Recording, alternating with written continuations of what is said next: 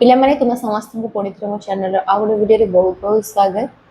आज क्लास रे आमे माने डिस्कस करबा श्रेणी नवम जीव विज्ञान रा तृतीय पाठ जर ना होची टिश्यू तंत्र तार क्वेश्चन आंसर आमे डिस्कस करथिले। आज 8 नंबर रो बाकी जो क्वेश्चन आंसर अछि तो ताको डिस्कस करबा। 8 नंबर रे अछि तुमरा पाठ्य दर्शाओ तो ग बीट पर्यंत आमे माने पढनेतले। आज घ बीट को जानिबा बा बुझिबा तार क्वेश्चन आंसर पारेनकाइमा और स्क्लेरेनकाइमा रो पार्थक्य बुझिबा आमे। ठीक अछि तो पिला माने पारेनकाइमा मध्ये तुम बहिरे अछि हम जेमति कि तुम बहिरे ही तुम मानको आंसर देखि कि बुझाए। तो प्रथमे पारेनकाइमा पार्ट को पढेबा आमे माने बहिरे ही तुम माने ताको बाहर करबो जोठी कि पारेनकाइमा थिबो। ठीक अछि चेष्टा करो निजे बुझि कि आंसर करबा पय या द्वारा कि एग्जाम रे तुम मानको केबी भी खोसी की मन रखिया पय पड़िबनी। ठीक अछि तो एठी पिला माने अछि तुमरो पारेनकाइमा तो एठी देखि परथबो तो पारेनकाइमा और स्क्लेरेनकाइमा भितरे थिबा डिफरेंस को तुम मानको बतेबी बा पार्थक्य को। तो पारेनकाइमा रो प्रथम पॉइंट जदि तुम माने उत्तर रे लिखिबो सेठी कोन लिखिबो हे टिश्यू रो कोष गुडी को साधारणतः गोलाकार किंबा डिंबाकार और ढिला भाबरे सज्जित होई रहथिबारु सेमानक मझिरे अंतकोशीय स्थान गुडी को रही थाए। ठीक अछि आउ कोन लिखिबो एही टिश्यू रो कोष गुडी को साधारणतः भाबे जीवंत एही कोष गुडी कर कोष भित्ति पतला एमाने विभिन्न प्रकार रो कार्य संपादन करथांती। कार्य दृष्टि रु एहा दुई प्रकार रो यथा क्लोरेनकाइमा आउ एरेनकाइमा। ठीक अछि तो एरेनकाइमा पार्ट जेहेतु पार्थक्य दर्शाओ लिखुछ अल्प अल्प पॉइंट्स रे तुम मैंने दर्शेबो जे या भितरे जो तुमरा स्क्लेरेनकाइमा टिश्यू भितरे पार्थक्य कोन रही छि तेनु करी सब पॉइंट्स तो तुम मैंने लिखिबनी किंतु कार्य दृष्टि रु एहा दुई प्रकार बोली लिखिबो यथा क्लोरेनकाइमा एरेनकाइमा।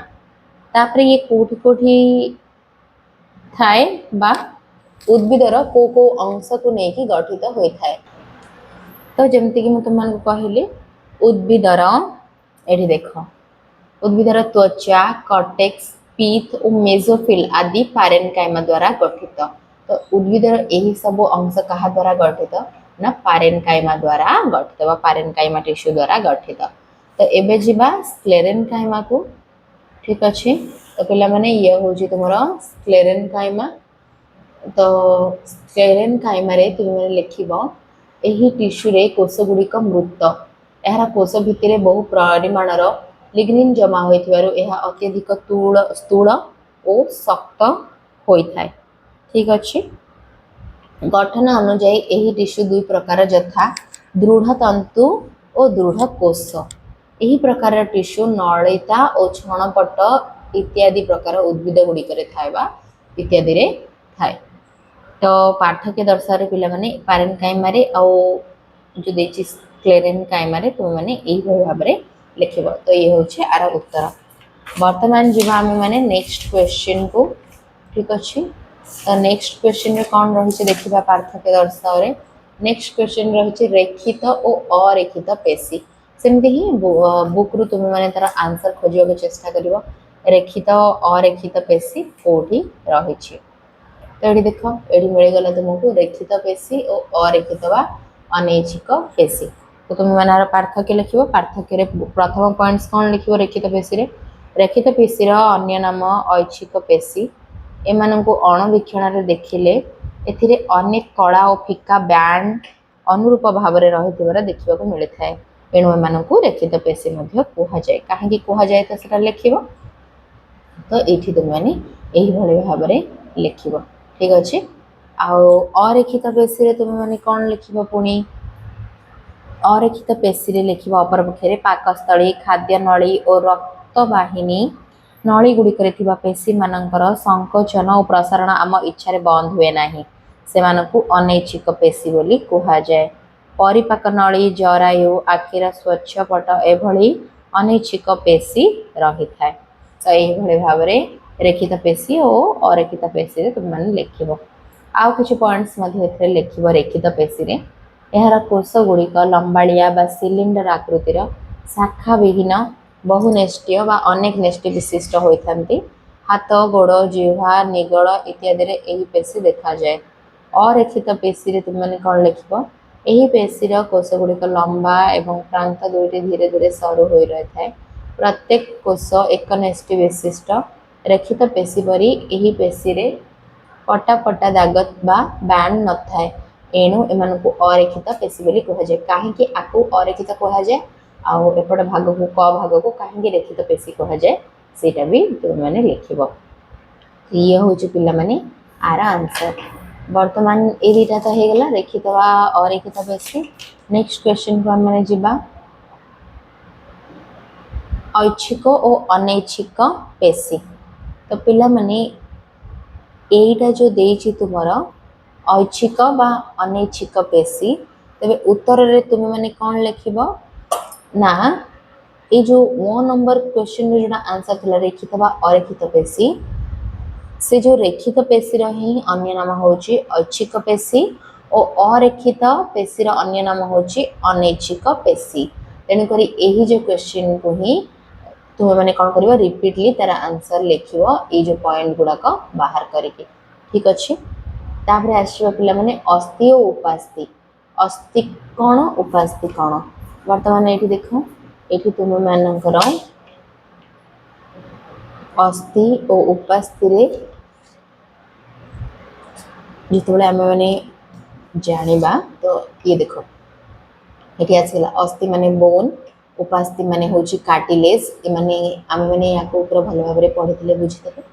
तो अस्थि कोन आ उपास्थि कोन वर्तमान देखो बुझी कि लिखिबो।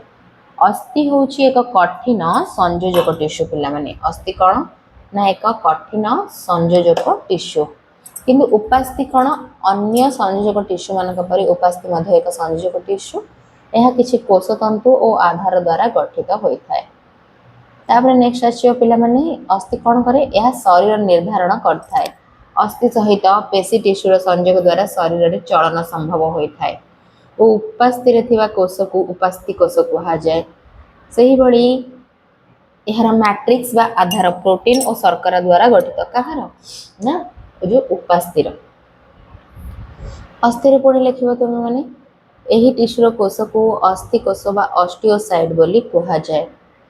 आउ अपर पक्ष रे एथिरे पॉइंट कोन लिखिबो तुम माने शरीर रे थिबा लंबा अस्थिर अग्रभाग नासापट बहिकर्ण स्वरपेटिका शासनाड़ीर भित्ति पंजरा हाड़ इत्यादि रे कौन रही थाए ना उपास्थि रही थाए। कान रे उपास्थि थिबारु आमे ताहाकु बंका करि पारु किंतु हातार अस्थि को आमे बंका करि पारु नाही। काहेकि करि पारनु आमे पूरा क्लास रे पूरा भलो भाबरे बुझिथिले स्टूडेंट्स। तो चलो नेक्स्ट पॉइंट अस्थि रे लिखिबा एही टिश्यूटी बेस दृढ़ और टाण। ठीक अच्छे अस्थिर बाकी पॉइंट्स आम लिखिदेव तापर उपास्थि बाकी पॉइंट्स मुझे तुमको कहीदेवी। यार मैट्रिक्स कैल्शियम और फॉस्फोरस यौगिक उपादान रे गठित शरीर गोटे अस्थि को अन्य एक अस्थि सह संयोग करुवा टिश्यू को ही कौन कह जाए लिगामेंट कह जाए। तेबे लिगामेंट कौन वर्तमान नेक्स्ट पॉइंट लिखिबो लिगामेंट होची एक नमनीय टिश्यू यह अति दृढ़ और शक्तिशाली। लिगामेंट रे मध्य मैट्रिक्स रही थाए और यह एक तंतुमय टिश्यू अटे। अस्थि सह संयोग करथुवा टिश्यू को टेंडन कहा जाए।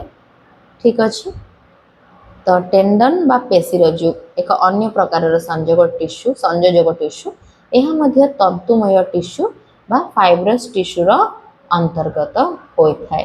ठीक अच्छे तो अस्थि रे एतिकी सब गुड़ाक पॉइंट्स तुम मैंने लिखिबो। आ उपास्थि रे कौन लिखिबो संयोजक टिश्यू साधारणतः शरीर विभिन्न अंग भितर थिबा खाली स्थान पूर्ण करिवारे सहायक हेबा सहित शरीर विभिन्न आभ्यंतरीण अंग गुड़िकर सहयोग एवं टिश्यू मरामती करिवारे सहायता करथांती। एडिपोज टिश्यू साधारणतः शरीर चर्म तले एवं आभ्यंतरीण अंग मानकरे अंतर्वर्ती वा मझी स्थान रही थाए।